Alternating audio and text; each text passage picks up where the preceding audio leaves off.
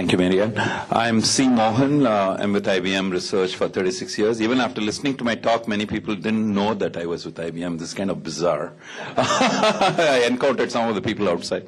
I'm a hardcore database guy, low-level bits and bytes kind of guy, not some fancy high-level, easily demoable kind of work. And I've been working on blockchain for the last year plus with the IBM Hyperledger Fabric, in addition to giving these talks and so on. And some of you heard already that we are adding relational database support to the Fabric. My name is Sanjit Singh. You guys saw me talk about blockchain. I'm an investment director at Intel Capital. For those of you who don't know Intel Capital, we are the venture capital investment arm of Intel. We are probably one of the biggest VCs in the world, not just biggest corporate VCs. We invest roughly $500 million in startups in US and outside. And we have been doing it at that pace for 11 plus years. Blockchain is of particular interest to us because of the technology adoption curve we believe blockchain will have. And that's why we were here. Hi, my name is Ashish Mahashabde. Currently, I am with couple startups. Until last month, I was with IBM Ventures. So IBM Ventures is a corporate venture arm of IBM.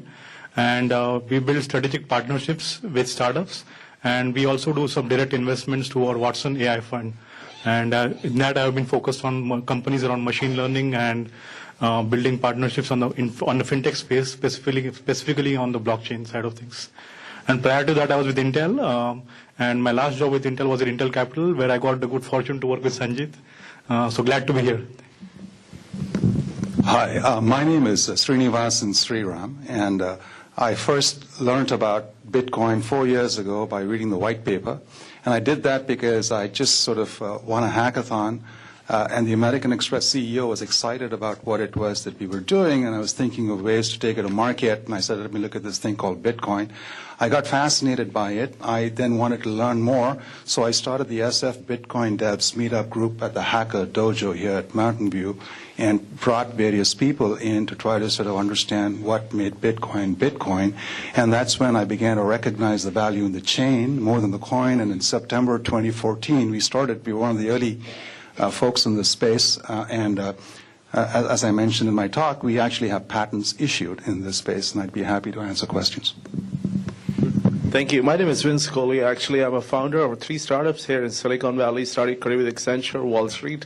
At this particular point, I do 3 things. I've invented a program called problem thinking, which basically means why fail fast when you can fail exponentially. This is licensed to a lot of corporate venture arms here in Silicon Valley.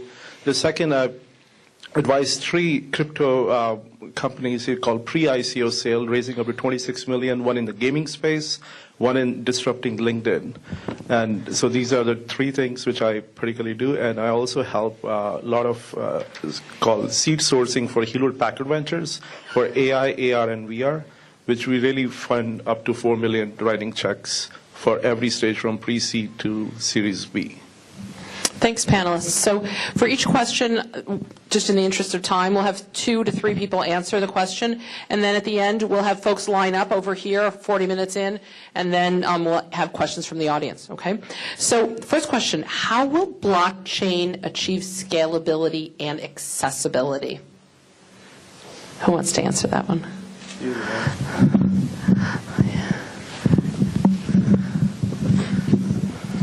I think blockchain by itself is good, but not enough. Not enough for scalability, especially beyond cryptocurrency. I think within the cryptocurrency space, there is a lot of hype, like I mentioned in my talk too, but there are going to be enough regulatory pressures that will hold it back. And some governments are talking about it publicly, clamping it down. So that's going to hurt scalability in the crypto space. Then if you look at blockchain beyond crypto, I think from a pure technology standpoint, it is ready as a public blockchain, but as a private blockchain, permissioned blockchain technology, it's not ready there. So there are enough pieces of technology that have to be developed on top of the existing blockchain solutions to make it ready for that side of the world. And after that is when I think it will achieve scalability in the enterprise space. So the major issue with scalability as it exists is primarily in the open blockchain space because of the use of proof of work as the consensus protocol, and also because of the fact that it's not a deterministic procedure. That's why this forking in the blockchain can happen, and that's why they delay giving out a response like your transaction highly likely is going to be committing, and all this 10-minute delay, because they are waiting to see if there are branches, which is the longer branch in which your transaction is sitting, and then there is a stronger likelihood. So that's the base problem. But with the private blockchain, if you don't get hung up on this, Byzantine kind of faults, and hence you don't go crazy with this consensus protocol, you don't do proof of work or even proof of stake, but go with maybe even PBFT or not even that, then scalability will improve dramatically, and it has improved dramatically. There's no question about that. Whether you go beyond that and get much better things or not is a function of, for instance, this notion of channel that's been introduced, where not all participants, even in the permission network, need to get involved in every transaction. So there are things like that that you can do to improve the situation. The degree of parallelism in processing transactions is not high right now, because again, a lot of these systems are using these brain-dead NoSQL systems, and so since they don't have transactions within themselves, some of this stuff is being handled on top, as a result of which they are reducing concurrency. So things like that are really nitty-gritty stuff. There's not some hand-wavy, high-level, fluffy stuff I can talk to anybody about, but it's really the devil is in the details kind of thing. So do you think that the foreseeable challenges for the technology also follow that path? Yeah. Yep. And I don't think hardware and such are the answer here. Whereas with mining, TSMC and all these guys have come up with some special purpose chips and things like that. In fact, I'm about to address the AMAT top management in the next couple of weeks, and they are eager to find out, because Applied Materials wants to know whether they should do something in the hardware. But that's all for the crazy world of crypto and such. Okay. So let's switch over to security and privacy here for a minute. This week, Tesla had a breach, and hackers broke into Tesla's AWS account and used Tesla's cloud computing capacity to secretly mine cryptocurrency. Does anybody want to talk about that? Does everybody see that? It was announced a couple days ago? Yeah. So, the thing about blockchain cryptography is no one has been able to hack the elliptical curve cryptography, but the weak point are the humans, the ability to get your private keys, to steal to get into your computer, steal your private keys. So the AWS is an example of a human potential error there. So, because it provides so much of power, all of us are now our own bankers. I know we talk about hot wallets and cold wallets and those kinds of things. So there's a whole new world emerging where we need to have our private keys protected, and we are, as human beings, not good at protecting them. And that's the Achilles heel, if you will, in the blockchain space. Just wanted to also bring up, this whole concept of private blockchains, right? Whenever you have a lot of startups are coming up, they are creating this new identity management, but they're all, again, using private blockchains. So when you are using private blockchains, you need to really understand which startup are you working with or which company are you working with, which brings up to, I think, Arvind was the presenter.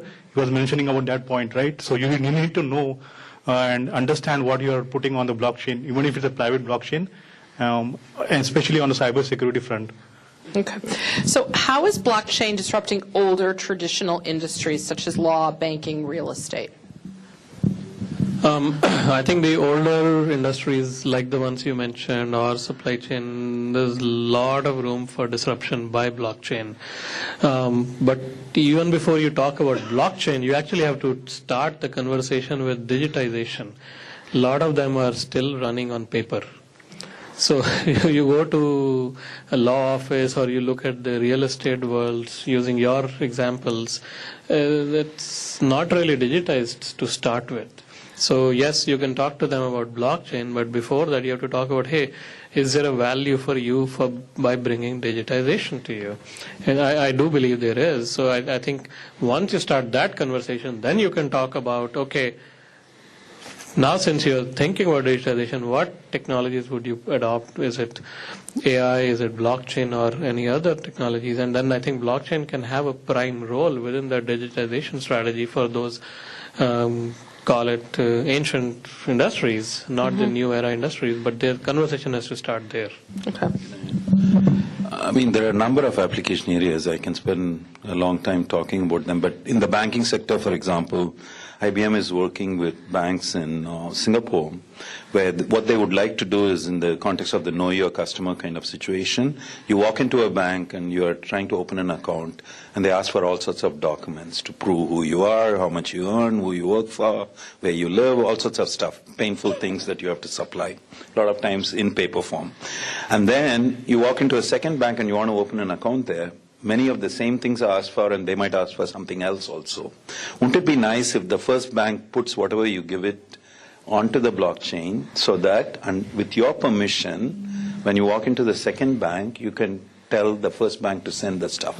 Now here is a twist on this. Neither bank wants the other bank to know that you are dealing with them.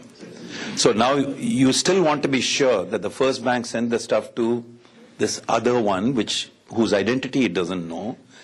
But the second bank should be sure that what the first one sent, whose identity it doesn't know, is actually the legit stuff that the customer gave to that first bank. So single-use key and this and that are being talked about. So there are many applications like this where, in the interest of improving efficiency, reducing pain of doing things and so on, people want to do this. Even when there are paper documents, the problem is they are easily forgeable or modifiable. So even sticking that paper document scanned version on the blockchain and then showing this is what you said at that time, now don't tell me that that's not what you said, will all become easier to do. Interesting. Can you pass the mic all the way down to Vince at the end, because we haven't heard from him yet. I'm going to ask the next question to Vince. What industries are currently paying the most attention to blockchain, and what are they doing? So the industries, I feel, when I talk about industries have to think like everything will become as a token. So tokenization is a main fundamental rule.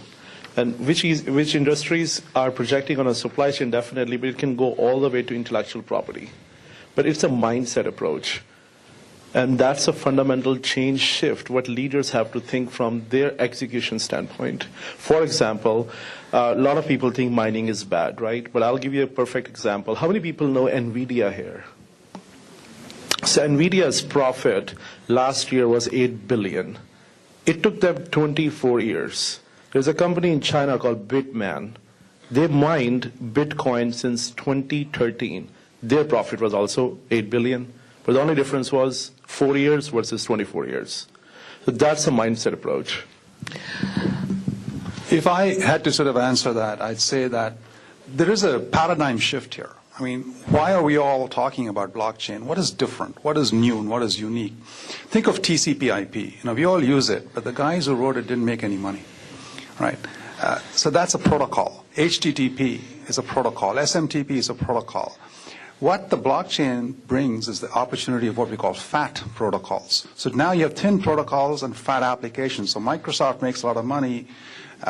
Nobody else does. But with the blockchain, fat protocols provide the opportunity. Now, there's a lot of noise. I mean, a lot of people are selling snake oil and making money today. But there is some truth here. I mean, so, try to recognize what is the baby and what's the bathwater and try to figure that out. I would say insurance is one industry. So, as you know, insurance is, I think, any industry where there's a lot of legacy and where there is some kind of central authority, or there's multiple central authorities. Like, for example, in the case of small business insurance, you have to really go to several different hoops to, get the insurance approved. So there are a lot of startups coming up who want to, who are trying to disrupt this whole underwriting process and the whole insurance issuance process and put everything in the blockchain to make it much more easier for people and really improve the experience. I don't think anyone is happy with the insurance experience. So that's all. So let's move over to geopolitical stuff. So how can governments adopt blockchain?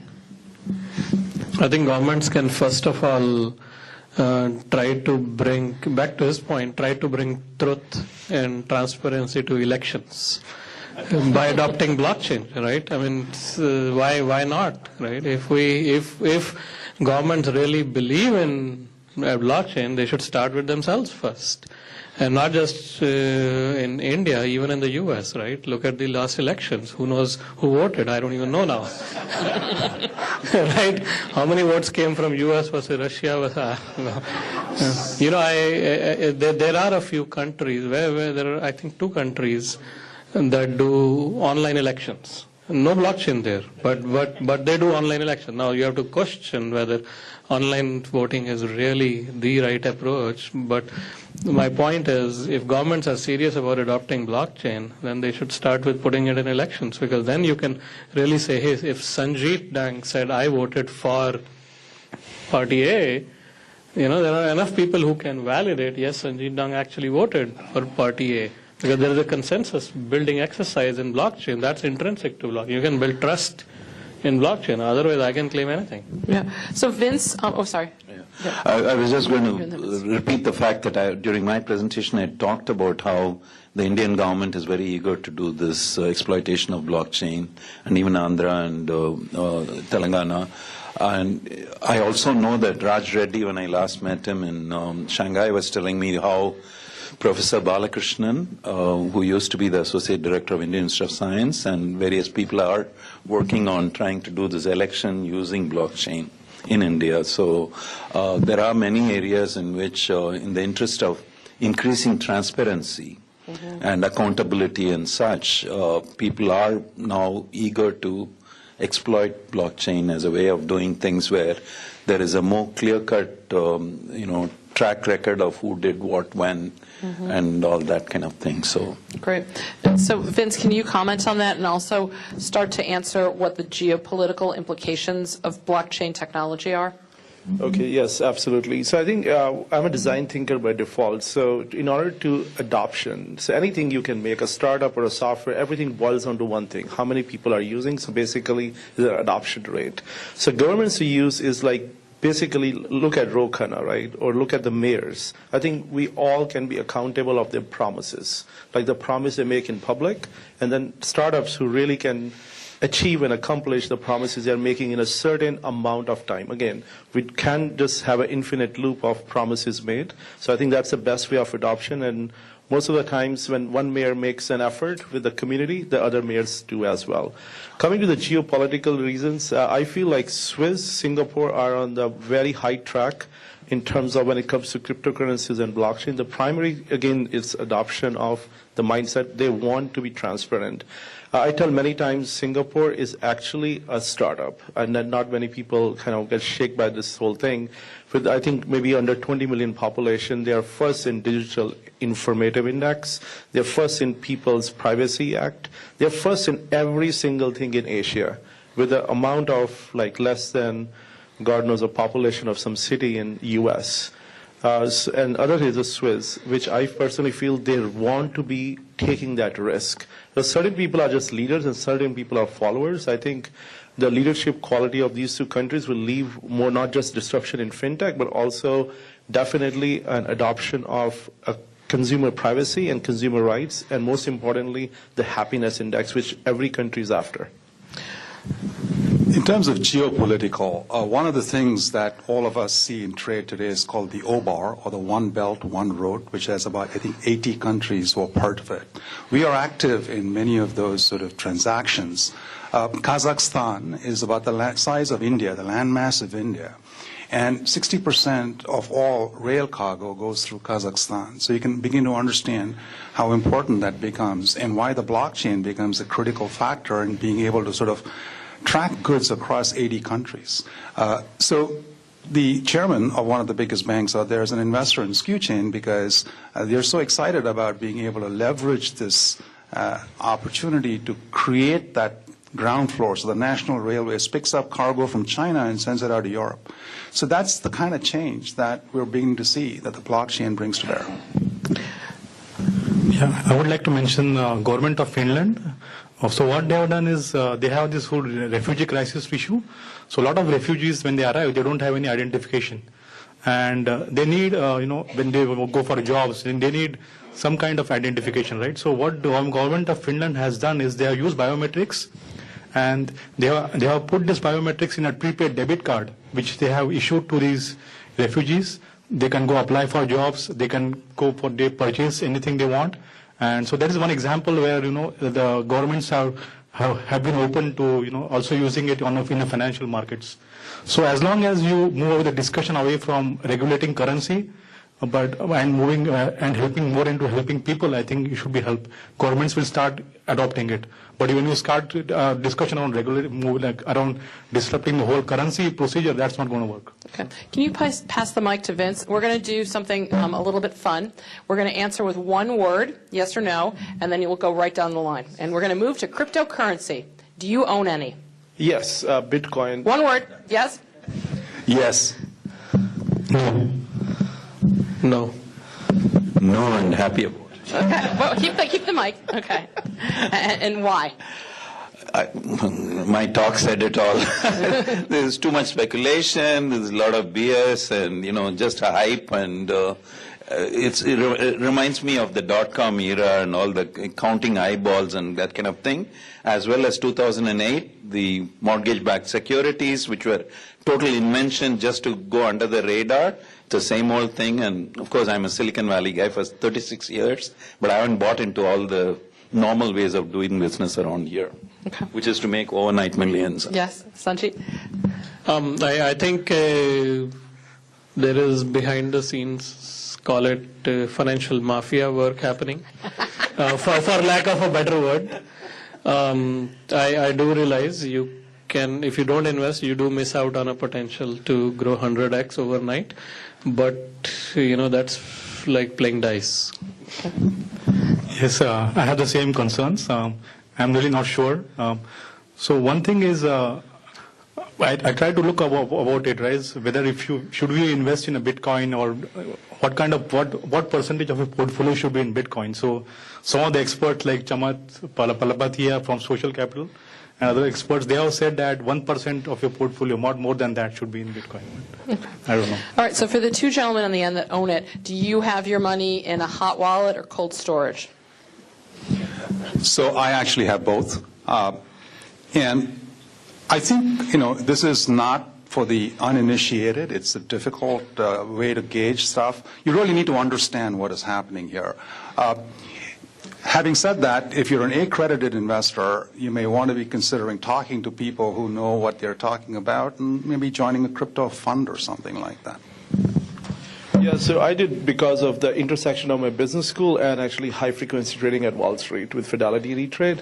And it was 2013, which I invested for $13 for 15,000.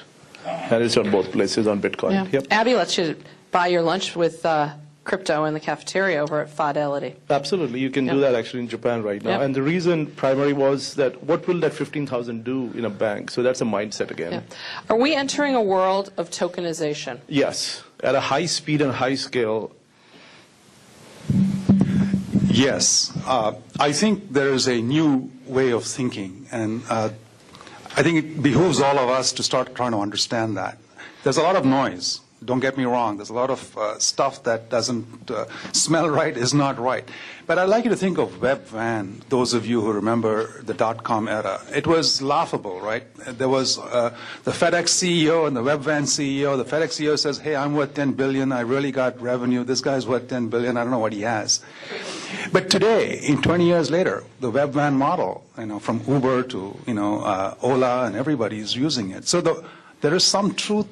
There is some value. There's a lot of noise. It needs some thinking. I think it's too early to say. You need to really watch this whole ICO tokenization movement. But one thing I definitely feel that the whole financial industry is regulated for a reason, right? People can't just go and say that, hey, there is regulations are there for a reason. You can't just go and change them overnight with people who don't know anything, whom you don't know or with their backgrounds. And so, Which country is going to ban crypto next? India just did, by the way. Yeah. Newspaper or paper or something. Okay, let's go into startups. Who is someone to watch in the blockchain or crypto space, and why? Skuchain. And I'll tell you why. Because think of supply chain bonds, right? Think $92 trillion is the size of the bond market. That's changing. You know, Bill Gates called it, you overestimate the speed and you underestimate the magnitude. There is a magnitudinal change that's happening, and we can feel it because we're talking to players who ordinarily would not even be thinking about this. Now, I mean, yes, I am biased, but having said that, why do people say supply chain is a number one sort of application for blockchain? I mean, we were doing supply chain before the market sort of really understood it because the inefficiencies are great. Collaboration is key. You have to work across multiple partners. Databases are great in silos. But when you want to cooperate across people, are you going to open your database? Will Fidelity open its database to some of its partners? Absolutely not. But the blockchain, you can open it willy-nilly. So there's something very real here. I'd say in terms of startups, the other startups to look at are protocol startups who are just emerging. 3 years from today, there'll be this brown wave shift. But look at them today and ask, okay, how might that shift happen? So in my opinion, the startups you should really focus are in gaming industry, and also the people who are actually doing people like LinkedIn kind of, we're disrupting the human resource. And the reason how you're going to monitor those, like in a regulatory firm, like we go by P by E. And I feel like that's a very weird ratio because you're paying for something in future, you anticipate something will happen, like Facebook, right, which stock fluctuates.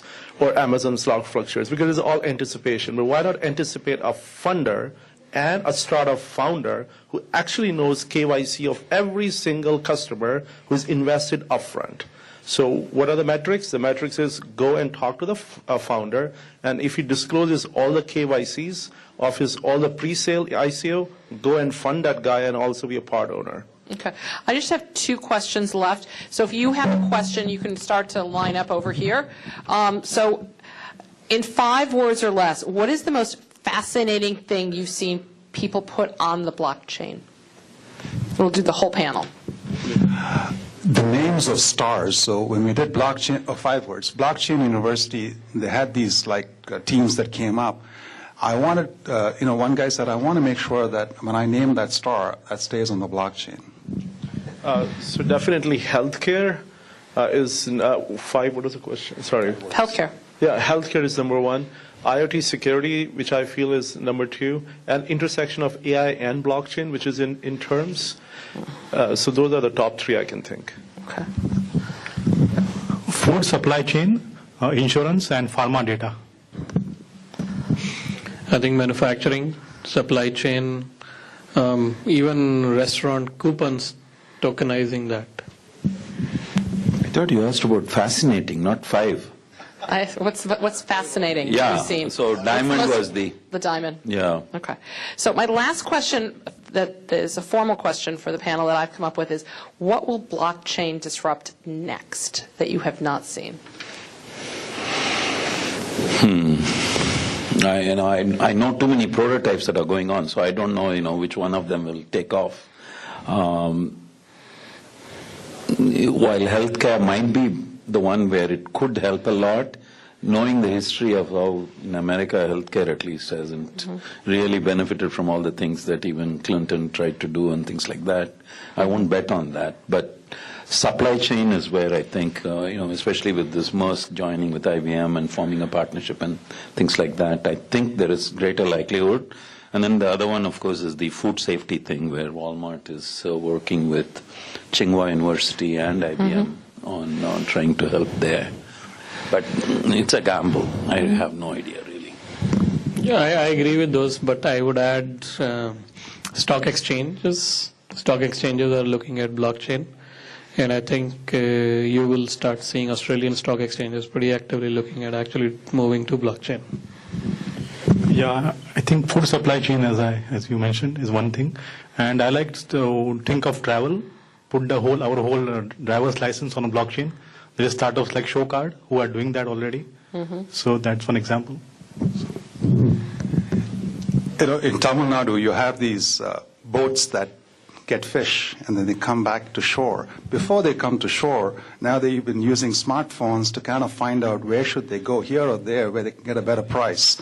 The blockchain creates this opportunity for these micro marketplaces so they can effectively, even before they actually are headed to shore, an hour away, they can say that I got so much of fish of this particular quality, and then they could have a price organized on the blockchain and then go and deliver it right there. So I think those are the kinds of models that we may not think are as really valuable, but they really have significant impact. So blockchain will disrupt space travel and it will disrupt space industry. So there are going to be in future massive satellites across our orbit which are going to monitor the Earth, and they are monitoring at the inch of 25 centimeter, which means they will have precise data of where the agriculture is going to be booming. So that's the industry I focus on. There's one more thing I thought of which has come up where in places where there's a lot of forgery and so on, like for instance your university credentials, universities are now interested in putting your degrees and such online so that it's easy to verify whether what you're claiming is actually true or not. When I was in Seattle in December, Boeing guys were saying they would like to put the hours flown by a pilot sort of information in the blockchain so that there can't be any hanky-panky. Really interesting. You love that word, hanky-panky. All right. So for our questions from the audience, if you could tell us your name and the company you are with, and then your question. Okay. So my name is Ashutosh Kapuskar. I work for Nucleus Software. It's an Indian company. My question is, I think in the discussion, I think it emerges that, we are talking about the instability of the cryptocurrency, right? And against that, we are weighing the regulatory, basically the fiat currencies. The fiat currencies are basically behind that. The provenance is provided by the governments, right? But if we look at the politicians who basically are the governments, right, of many different countries, like in USA, every month we see like some senator, some governor, some Congress rep going to jail or indicted, right? In same thing you can say about many different countries like India, China. I think there are lots of like Indian politicians, who are, there are like lots of charges of corruptions and against them. So why should we trust the politicians for the provenance? Like in Greece, they just like, devalued your currency, right? In US, they just printed the currency for 10 years. So why should we basically trust people, their provenance, who have basically vested interest than creating a system that is based on science and maths, basically? That's my question. Thank you.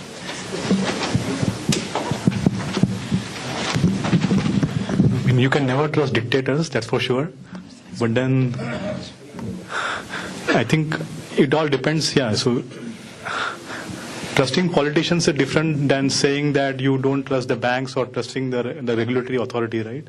So there's always going to be third-party agencies who regulate everything. Politicians don't sit on those boards, so that's how. Currently, there's a charge against Wells Fargo also, right? Yes, and you know what is happening to them, right? So well, you saw in Congress what happened to them. So there is always pros and cons for everything, right? But then you can't say that the regulatory bodies, if they are not there, then do you want a system like China, or what do you want exactly? Something that is based on science and maths.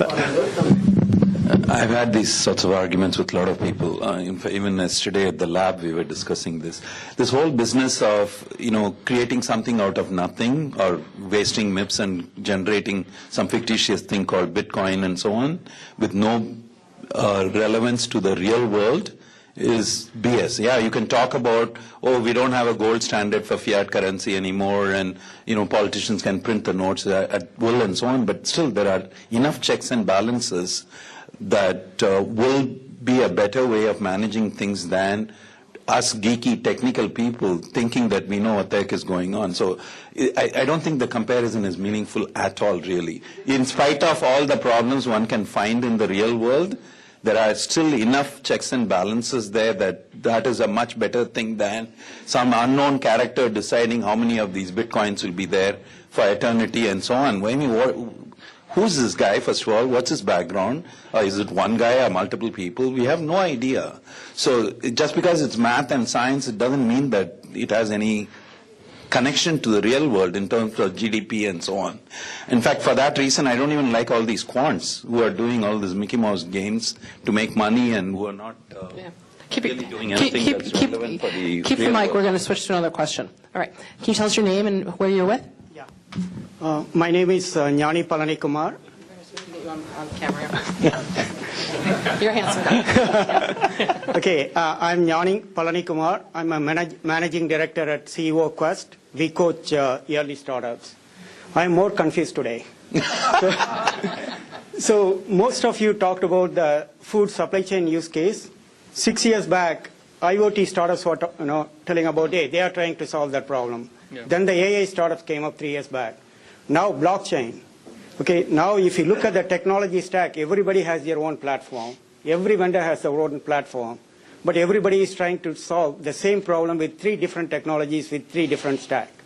What should the vendors do? Well, actually, there are people combining IoTs and blockchains. So, and then you can do analytics using some AI technologies like machine learning and so on the blockchain data too. So they are not really, in any sense, totally alternate technologies. Like in the food supply chain, for example, the IoT device can take actual measurements and record them in an irrefutable way of, for example, the temperature in the truck in which you shipped something perishable. So if later on people get some disease or die or whatever, then you can go back and get a clean record of this information that's all authenticated and everything, that's recorded in a way where people cannot say, oh, that's a wrong measurement or some such thing. So, yeah, I mean, there will be this kind of chaos where some people might try to present their thing as a full-blown solution, but it is still susceptible to some of these problems that the blockchain is trying to solve. Without the blockchain, when IoT people were trying to do it. So there are ways in which these things can be combined for overall benefit.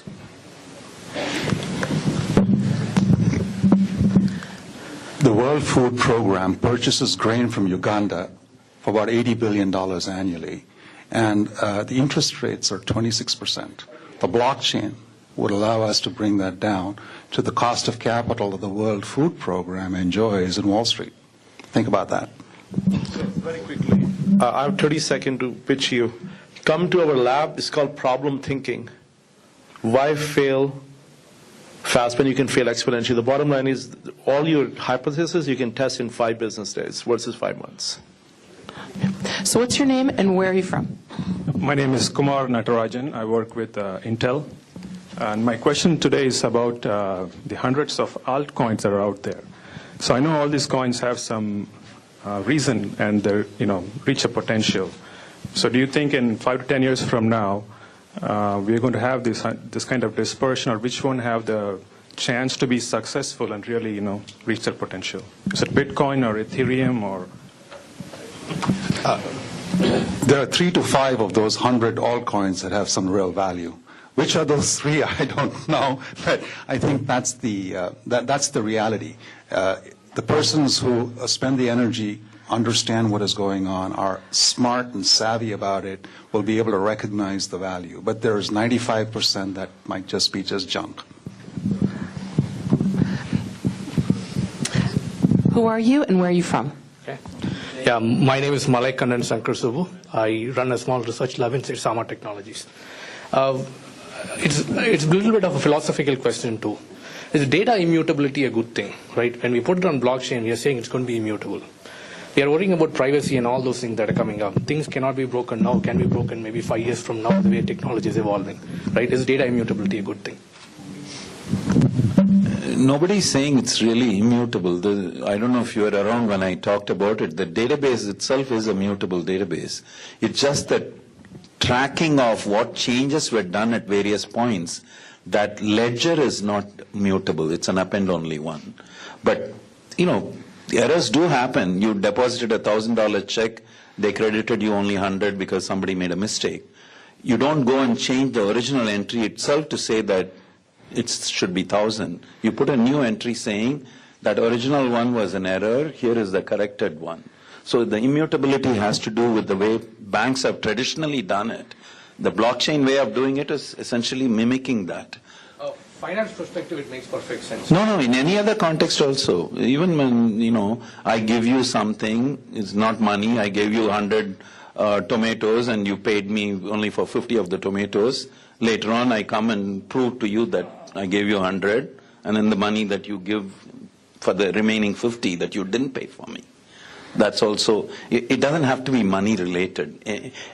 Just the tracking of the state changes, that is done in an append-only blockchain, but the state changes themselves are reflected in a mutable way in the main database, where the latest state is being kept of whatever these assets are that you are managing.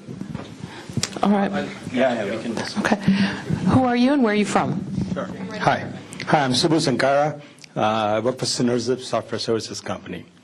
I have a comment, I have an advice, and I have a question. The comment is, if elections are held using blockchain in India, SP Segar will win every election. That is the comment. The advice is, I invested in a sweet coin, like in ICO. You can always use your spouse's money to invest in the ICOs.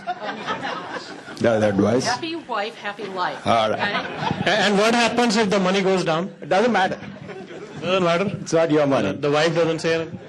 So my question is on the topic. There's an on-chain and off-chain component that usually go hand in hand.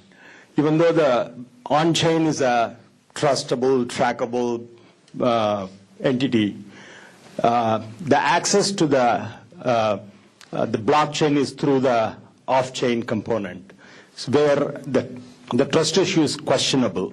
So is that a fair thing to do, or should we put the applications also in the on-chain component? I don't know how that works, but it is something like you have a trustable thing front-ended with a questionable trusted component. So how does that work? Thanks. And thanks for the response. I can try. I'm not quite following your question, but let's say that on the client side, there is still authentication being done. So you do know who the person is that's invoking a blockchain transaction. So that's trustable. But I'm not quite sure what you're referring to as your off-chain thingy that's then making a call into the on-chain thing. Like all the users. Yeah, but users are authenticated. So they do have to be known to the whole blockchain network before anything that they mumble will be listened to. But the system you authenticate is hackable, right? No. I mean, the assumption is that, yeah, there are always bugs and all that. We all know nobody writes perfect software. But ignoring that for the time being, these systems are supposed to work in a way where there is certificate and all that being part of the picture. So it's not just the peer nodes in the blockchain network that are authenticated and so on, but also the end users who are invoking, in my picture that I showed, the guy who is invoking the blockchain transaction, that person's identity is also known. So We have our final question. Who are you and where are you from? My name is Svagami Ramaya. I have my own startup called ByteQuest that provides corporate training for big data and machine learning. I have two quick questions with regards to the public blockchain. One is on identity theft. So right now in the traditional authentication world, if we lose our credit card or if it is stolen, we immediately call the credit card company. So what happens in the public blockchain? Suppose the device in which we have stored the private key got stolen or we lost it. Whom should we complain? That's my question number one. The second question. No, they addressed it. Okay. And the second question is, with regards to data analytics, if it is a public blockchain, who owns the data? Who has the access to run data analytics on that data? Everybody on that blockchain can run the analytics and has full access to the data. The whole thing about blockchain technology is data is actually replicated across machines, right? And that's how they build that trust within that consensus network. And you can look at it as a wax seal. After every time you put a block, you put a wax seal. It's with the hash approach. So everybody has equal access, right? Nobody is above. There's no central authority. The whole concept of blockchain is decentralization. So that is the holy grail here. In terms of identity, right, it's the private key, and that goes back to the other gentleman's question. If the end device, my smartphone, it's signed with my private key. Now, if somebody robs my private key, they effectively are robbing my identity. If I lose my identity, there are recovery schemes, concept of multi-signature, where you have 2 or 3 parties can come together and sort of give you a new identity and then associate that with the previous lost identity. So it's not totally sort of Wild West. People are thinking about mechanisms by which these things can be addressed, but it's early days. Thank you so much. Big round of applause for Mohan, Sanjit, Ashish, Srinivasan,